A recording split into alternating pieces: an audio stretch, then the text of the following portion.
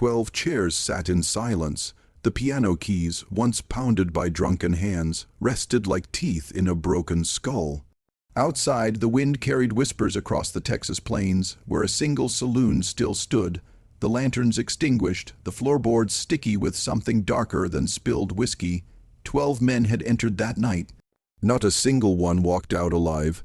In 1878, Perdition Creek, Texas, was more a scar on the map than a town. A mining outpost, a cattle trail crossing, and one central attraction, the Ashwood Saloon owned by Elias Greeley.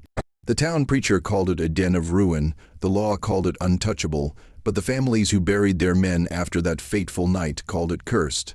Elias Greeley wasn't a typical saloon owner.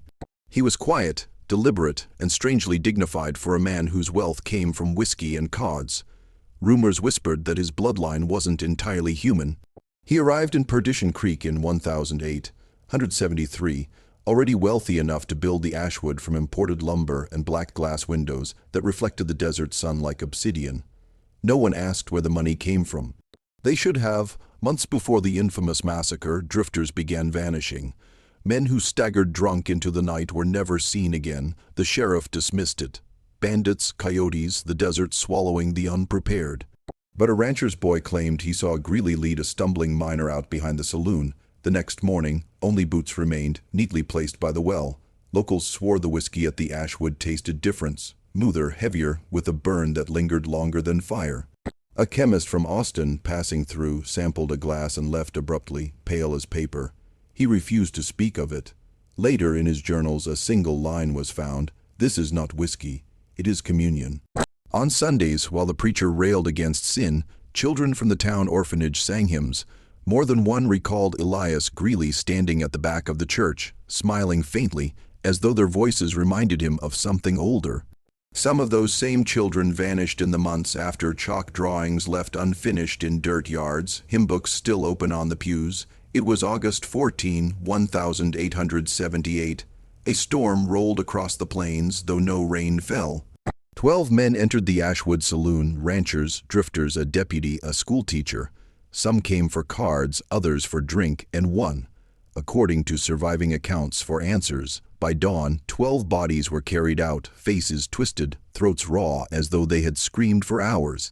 A woman known as Clara, the saloon's pianist, swore she saw shadows move across the walls independent of their owners. She heard chanting under the floorboards as if a second saloon existed beneath them.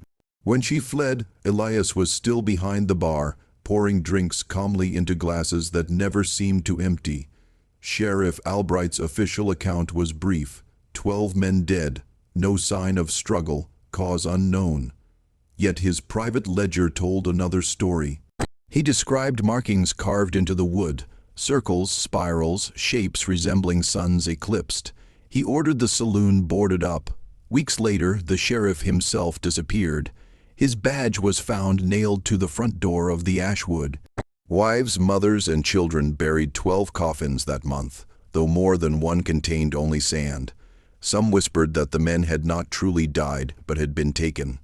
At night, women claimed to hear footsteps on their porches, men's voices speaking their names through locked doors. The town preacher refused to perform further services for the dead. Perdition Creek's small wooden chapel soon closed. Its doors were chained, its windows dark.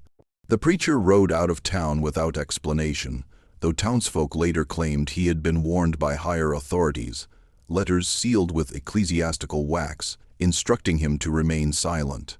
Whatever had happened in Perdition Creek, the church knew more than it admitted.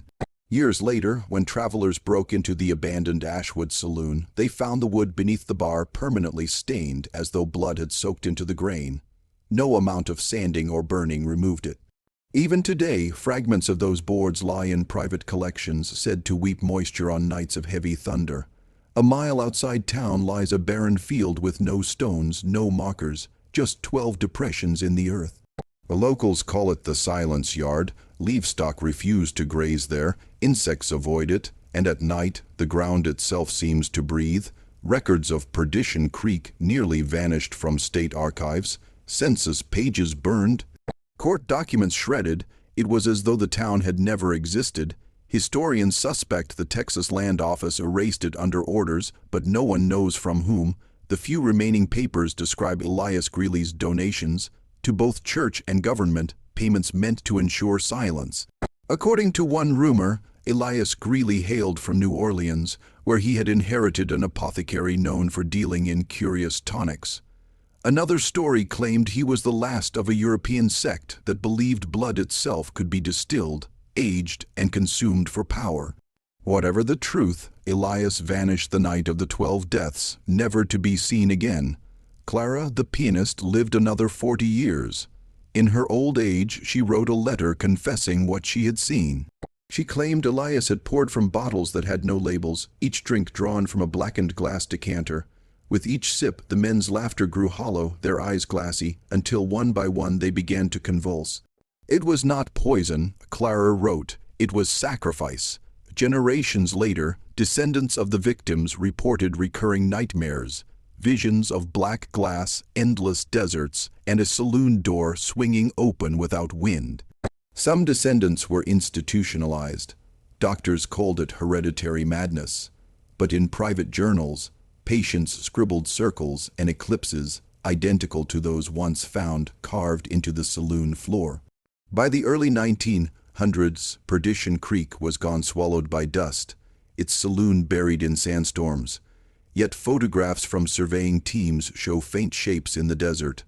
A long bar, a piano upright in the dust, chairs still arranged as though waiting for their final occupants. These photos are locked away in state archives. Access is denied. What happened that night was not merely murder, nor accident, nor even ritual. It was part of something older, a transaction. Some believe Elias had been preparing for years, fattening the town with whiskey, music, and sin, until the right 12 men sat in the right 12 chairs. What he summoned that night may not have been meant to remain in Perdition Creek at all. The Ashwood Saloon is gone, but those who travel the Texas backroads near where Perdition Creek once stood report strange lights at night. A piano note carried on the wind, a figure behind a bar, raising a glass of dark liquid to no one. And if you listen closely, you may still hear the laughter of 12 men, fading into a scream that never ends.